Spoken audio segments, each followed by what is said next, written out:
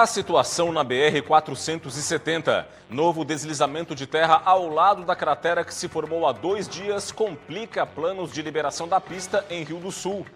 Decisão do STF. Ministro Cristiano Zanin suspende decretos que desobrigavam os pais a vacinar os filhos contra a Covid-19 para matrículas nas escolas catarinenses.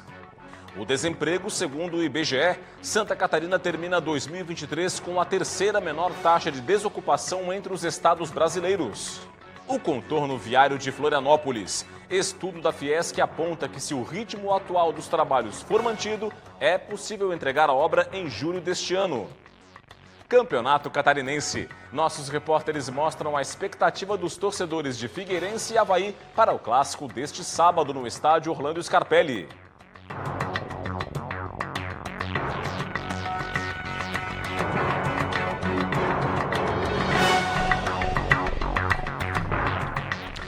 Olá, uma boa noite para você. A gente começa o Band Cidade de hoje com uma nova cratera aberta na BR-470 em Rio do Sul, no Alto Vale. Câmeras registraram o exato momento em que o buraco se formou a poucos metros da cratera que havia se formado na rodovia na última quarta-feira. As imagens foram captadas com o uso de um drone e mostram o exato momento em que ocorre o novo deslizamento de terra no quilômetro 143 da rodovia federal em Rio do Sul. O local fica a poucos metros da cratera aberta na rodovia na madrugada do dia 14 de fevereiro. Praticamente ao lado do novo buraco, equipes do DENIT trabalhavam para reconstruir a parte da pista que desabou nessa quarta-feira. Os trabalhos neste local não foram prejudicados pelo segundo deslizamento.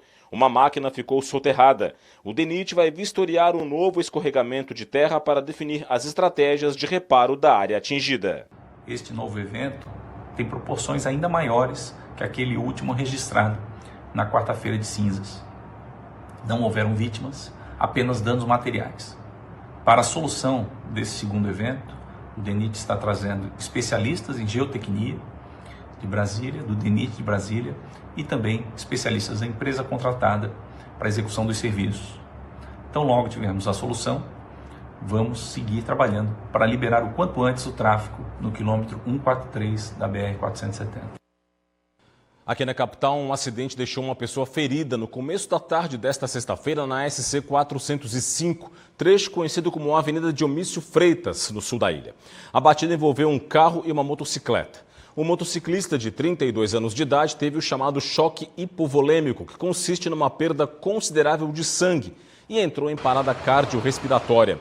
Ele foi socorrido pela equipe do helicóptero Arcanjo 01 dos Bombeiros Militares. A equipe de suporte avançado fez o acesso venoso e uma transfusão sanguínea imediata. O motociclista recuperou a pulsação, foi estabilizado e encaminhado para o Hospital Regional de São José. Já em Tubarão, no sul catarinense, bombeiros militares fizeram o salvamento de um bebê de 1 mês de vida. O fato ocorreu no fim da noite desta quinta-feira. Bombeiros militares de Tubarão receberam os familiares do bebê que estava no colo da mãe, inconsciente e com a cor da pele azulada, o que indicava falta de oxigênio após se engasgar com leite materno. Em desespero, a família pediu por socorro. Um bombeiro comunitário iniciou o atendimento e fez as chamadas manobras de tapotagem, que consistem em leves tapinhas nas costas. Poucos minutos depois, o bebê recobrou a consciência e começou a chorar. Após o atendimento, mãe e bebê foram encaminhados pelos bombeiros para o Hospital Nossa Senhora da Conceição.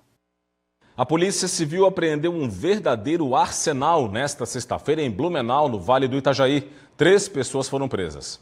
Off 1. Agentes da Divisão de Investigação Criminal de Blumenau cumpriram 3 mandados de prisão preventiva e 7 de busca e apreensão. Foram apreendidas 25 armas de fogo, 17 longas e 8 curtas. O arsenal foi localizado em uma loja de motos pertencente a um empresário acusado de lavar dinheiro do tráfico de drogas. Ele foi preso em flagrante. Além do empresário, foram presos a esposa e o irmão do líder do tráfico de drogas no bairro Velha Grande, que havia sido preso em 2017. Percebeu-se uma movimentação incompatível com a renda declarada. Então, além do tráfico de drogas, ficou demonstrado ali que essa esposa ela tinha uma participação efetiva no tráfico de drogas, Ele, mesmo preso, né, recebia toda a prestação de contas pela sua esposa, pelo irmão. Então, isso ficou demonstrado nessa investigação, né? Além da lavagem, o tráfico, a associação entre eles, e o juízo decretou, foi pedida a prisão preventiva desses três, né? Desse que já estava preso, da esposa e do irmão, e o juízo decretou a prisão preventiva dessas três pessoas. O Supremo Tribunal Federal suspendeu decretos editados por cidades de Santa Catarina que desobrigavam os pais a vacinarem os filhos contra a Covid-19 para a matrícula nas escolas catarinenses. Thaisa Kizel. Os decretos tiraram a obrigatoriedade de apresentar o comprovante de vacinação na hora das matrículas nas escolas públicas municipais.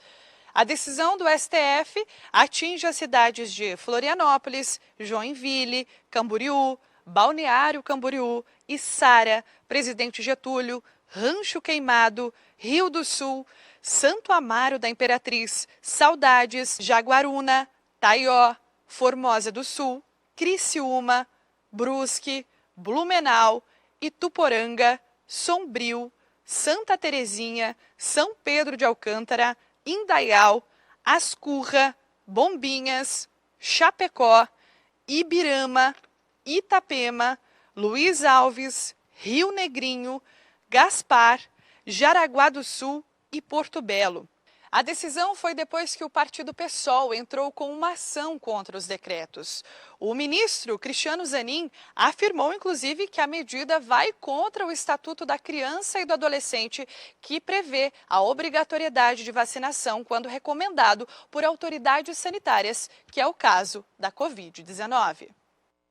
A seguir, Santa Catarina tem a menor taxa de desemprego no país no quarto trimestre do ano passado e fecha 2023 com o terceiro menor indicador. E veja também, pelo 14º ano consecutivo, patrões e empregados chegam a acordo para reajuste do mínimo regional em Santa Catarina. Os novos valores após o intervalo. Até já.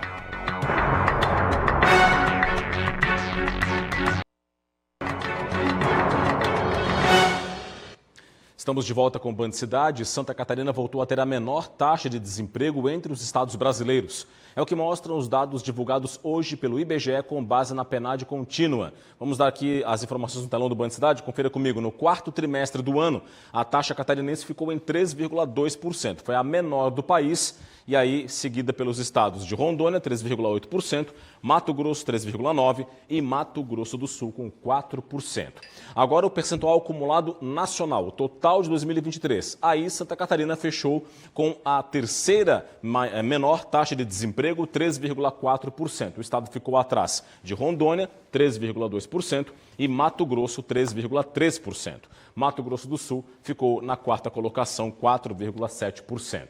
Santa Catarina terminou o ano passado também com outros índices considerados excelentes quando o assunto é emprego. Eu tenho aqui uma outra tela sobre esse assunto. O estado fechou com o maior índice de ocupação, 65,9% da população catarinense está ocupada. Esse é o maior percentual entre os estados brasileiros. A taxa de informalidade catarinense, 26,4%, é a menor do país, segundo o IBGE. Outro dado positivo, o estado tem a menor taxa de subutilização da força de trabalho, está aqui 6%, e também o menor índice de desalentados, 0,4% está aqui, que são aquelas pessoas que estão fora do mercado e desistiram de procurar novas vagas de trabalho. Vamos em frente. Olha, entre os mais jovens, aí o desemprego está acima da média nacional. Isso em todo o país, não é? Esse contingente de pessoas enfrenta um verdadeiro dilema, que é a dificuldade de inserção no mercado de trabalho.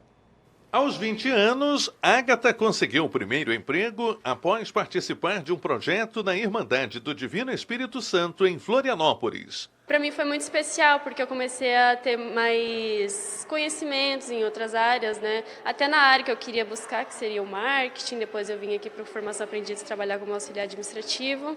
E para mim foi muito especial essa conquista, né, do primeiro emprego. O programa Jovem Aprendiz é uma lei que foi criada para garantir a inserção e a capacitação de jovens entre 14 e 24 anos para o mercado de trabalho. Ela estabelece que empresas de pequeno e grande porte devem garantir entre 5% e 15% das vagas de colaboradores para esta modalidade.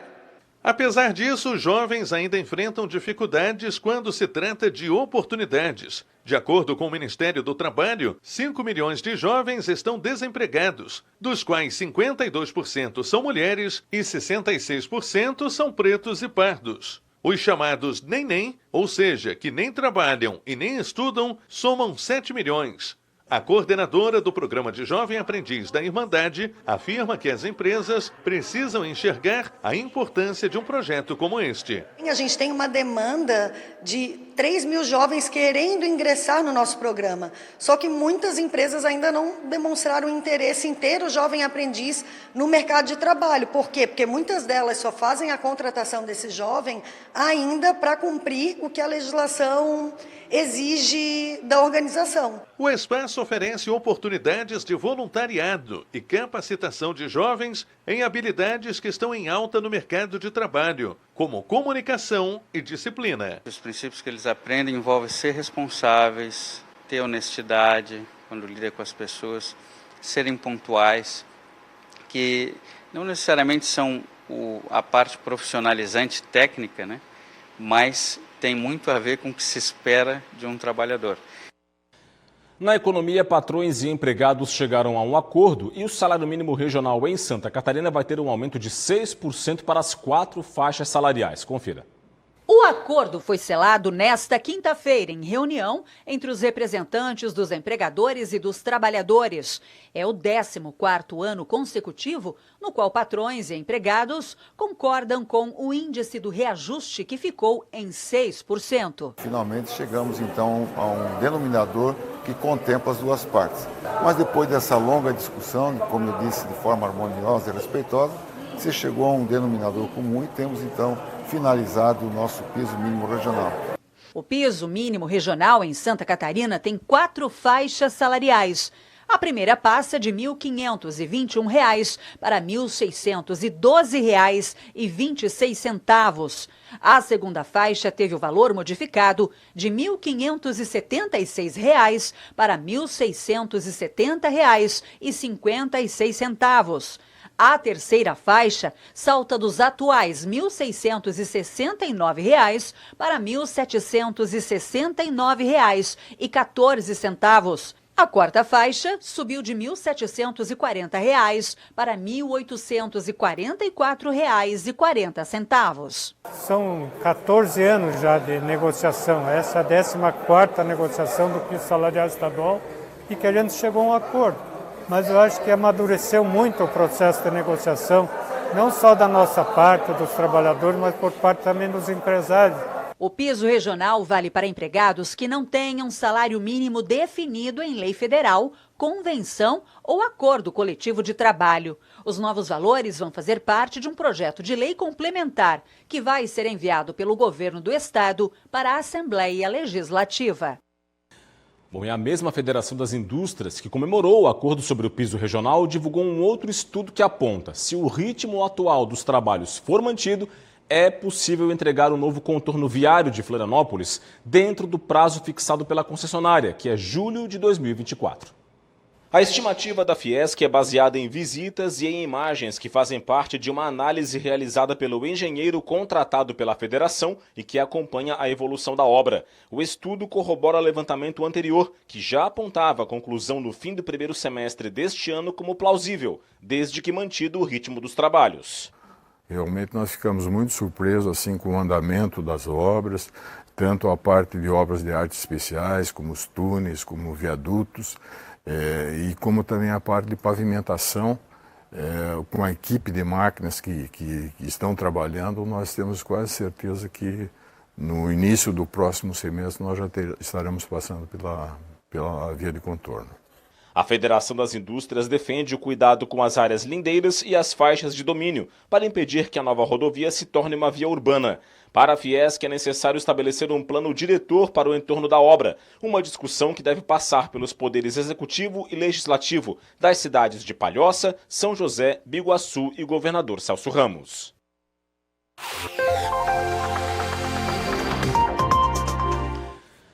O tempo neste fim de semana vai ter influência de uma área de alta pressão no litoral do Uruguai e também por sistemas de baixa pressão no litoral de São Paulo e do Paraná. No sábado, muitas nuvens em todo o estado catarinense e tem chuva isolada pela manhã, especialmente na Grande Florianópolis e no norte do estado. A partir da tarde, podem ocorrer pancadas de chuva com raios em todas as regiões de Santa Catarina. As temperaturas entram em elevação e vão ficar um pouco mais altas na faixa oeste catarinense. Confira aqui comigo. Em Florianópolis, mínima de 20, máxima de 27 graus. Em Joinville, variação entre 17 e 28. Em Blumenau, mínima de 18 e máxima de 31 graus. A página virou para mostrarmos que em Criciúma, a mínima vai ser de 17 e a máxima de 32 graus. Em São Joaquim, na Serra, variação entre 14 e 24. E em Chapecó, mínima de 17, máxima de 31. No domingo, sol entre nuvens em Santa Catarina, com um tempo um pouco mais fechado e chuva a qualquer hora do dia na faixa litorânea e também na região do Vale do Itajaí. Essa condição é provocada pela circulação marítima e também pela baixa pressão no litoral sul do país. A partir da tarde podem ocorrer de novo as pancadas de chuva com raios em todas as regiões. As temperaturas seguem elevadas, especialmente no oeste do estado. Vamos ver. Na capital, mínima de 20, máxima de 27 graus. Em Jaraguá do Sul, variação entre 18 e 31. Em Itajaí, mínima de 19, máxima de 29 graus. Viramos a página. Tubarão, sul catarinense, mínima de 19, máxima de 30 graus. Em Lages, na Serra, variação entre 14 e 27. E em Concórdia, no oeste catarinense, mínima de 17 e máxima de 33 graus. A seguir, as informações do esporte. Veja os gols dos jogos de ontem pela 8ª rodada do estadual. E veja também, nossos repórteres vão às ruas para saber a expectativa dos torcedores de Figueirense e Avaí para o grande clássico deste sábado no estádio Orlando Scarpelli. Já voltamos.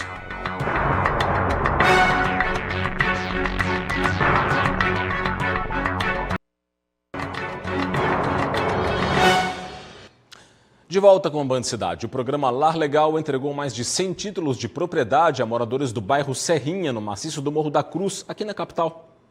Foram entregues 133 títulos de propriedades para moradores da comunidade da Serrinha, que integra o maciço do Morro da Cruz. A entrega ocorreu na Escola Básica Municipal José Jacinto Cardoso. 86 títulos foram entregues para famílias e 47 para a Prefeitura em nome das vias públicas. A iniciativa é do Tribunal de Justiça do Estado, que legaliza títulos de propriedade para famílias de comunidades de baixa renda, já estabelecidas há muito tempo. A escritura registrada em cartório garante aos moradores segurança jurídica e cidadania. Com o título em mãos, os moradores podem investir no imóvel, fazer um financiamento ou até mesmo negociá-lo. As prefeituras podem fazer saneamento básico, iluminação pública e cobrar IPTU. Esta foi a segunda entrega do ano. A primeira ocorreu em Nova Veneza, no sul do estado.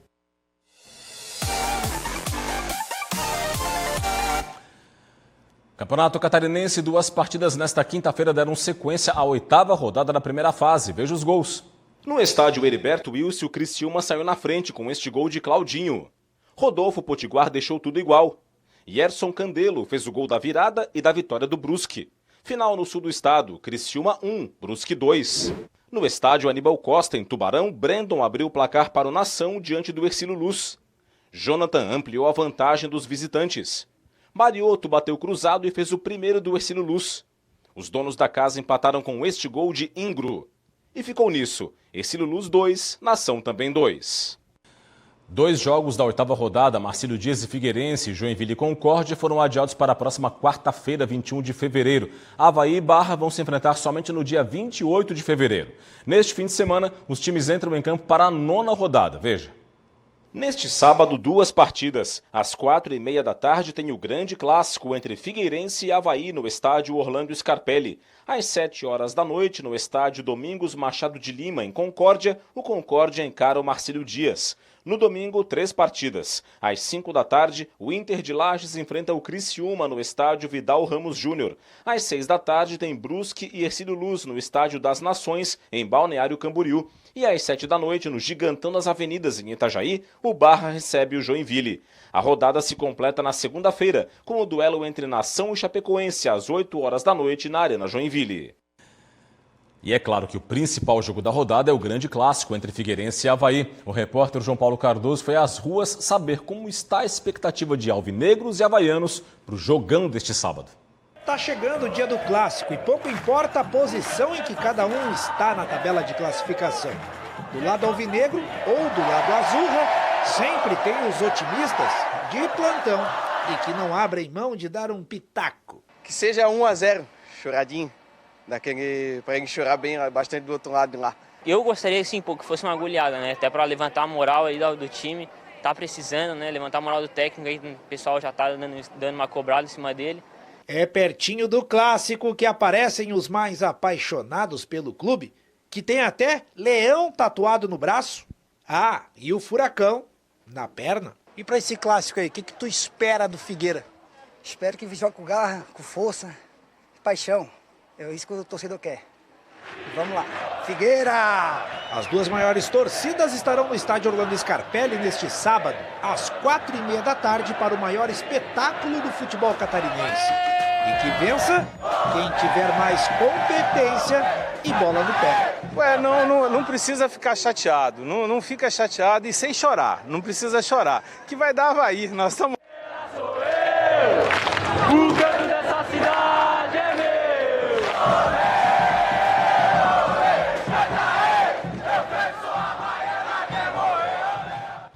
Legal, dentro de campo, Figueirense e Avaí fazem os últimos preparativos para o clássico de sábado. Tatiane Borges. Oi, Rodrigo. Falta pouco, é no sábado que a bola rola aqui no Orlando Scarpelli, 4h30 da tarde, para o nosso principal clássico de Santa Catarina. Figueirense e Avaí se enfrentam neste sábado aqui no Orlando Scarpelli. Olha, esse clássico vai ser um jogaço, pelo menos é a promessa. O Figueirense vem de um bom momento no campeonato, é o terceiro colocado com 12 pontos, está 6 jogos sem perder, 5 jogos sem tomar gol e promessa de um jogaço. Já o Avaí, bem logo atrás, é o quarto colocado com 11 pontos somados, só que vive uma pressão da torcida, principalmente por ter a pior defesa do campeonato, com 15 gols sofridos, uma média de 2 por jogo. Mas o Avaí tem o melhor ataque da competição, 16 gols anotados até agora, por isso que esse clássico promete, e também por ele estar tão pertinho na tabela. E hoje pela manhã, João Bursi, o técnico do Figueirense, falou sobre como a média de idade do Figueirense é muito nova, falou sobre a ansiedade dos jovens atletas nesse clássico. E o Igor Bom falou sobre esse momento de pressão que vive o Avaí e por esse jogo ser uma virada de chave para o time havaiano. Independente da idade, esses atletas têm que acostumar o mais rápido possível que clássico sim é diferente, lida com a emoção do nosso torcedor, precisa estar atento, precisa saber lidar com esse tipo de pressão que automaticamente vem essa ansiedade do torcedor. Eu acho que é um jogo muito importante nesse sentido, devido aos últimos resultados a gente sabe que não eram os esperados, eu acho que pode sim ser algo muito positivo para nós, vindo a vitória, mas a gente trata também muito como a sequência de trabalho, né? O nosso desempenho ele está muito positivo em relação à criação de jogo, em relação a fazer muitos gols. Promessa de jogaço e com estádio lotado, ingressos do Avaí esgotados e do Figueirense ainda tem, mas promete ser um caldeirão aqui o Orlando Scarpelli. Bom, desfalques, o Figueirense não tem nenhum desfalque para essa partida, já o Avaí tem 2, Giovani e Igor. Giovani deve ficar um mês longe dos gramados e o Igor pelo menos mais 10 dias, então eles não vão para o clássico. Bom, Figueirense e Avaí no sábado, 4h30 da tarde, vocês acompanham tudo na segunda-feira, no Jogo Aberto SC, 12h30. Eu volto com você para o estúdio. Ok, Tatiane, obrigado. Uma feira itinerante aqui na capital expõe trabalhos feitos por mulheres empreendedoras. Pessoas que resolveram apostar na própria arte para garantir renda e qualidade de vida. Desde a infância, a Cristiane Morfim tem um carinho pelo artesanato. Ela cresceu num meio cheio de boas crocheteiras, mas foi depois de adulta que resolveu empreender neste segmento. Desde pequenininha eu ficava olhando as minhas tias fazendo crochê, aí eu pedia lá uma linha e uma agulha e eu ficava enrolando aquilo no dedo, não saía nada, obviamente, era uma criança. E pedi para minha avó me ensinar, enquanto ela não me ensinou eu não sosseguei. Então desde pequena eu faço cachecol, fiz muita bolsa de crochê, tapete, vendia os produtos porque ficava com alguns para mim, vendia também, ia comprando mais material e assim foi. A cada 10 empresas abertas no ano passado, 7 foram de microempreendedores. Para se ter uma ideia, Santa Catarina teve mais de 200 mil novos negócios iniciados.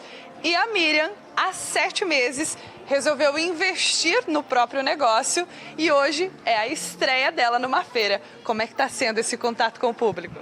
Eu estou amando conhecer novas pessoas, né, e interagir com esse público maravilhoso. A Maiara Gorges apostou no atendimento personalizado.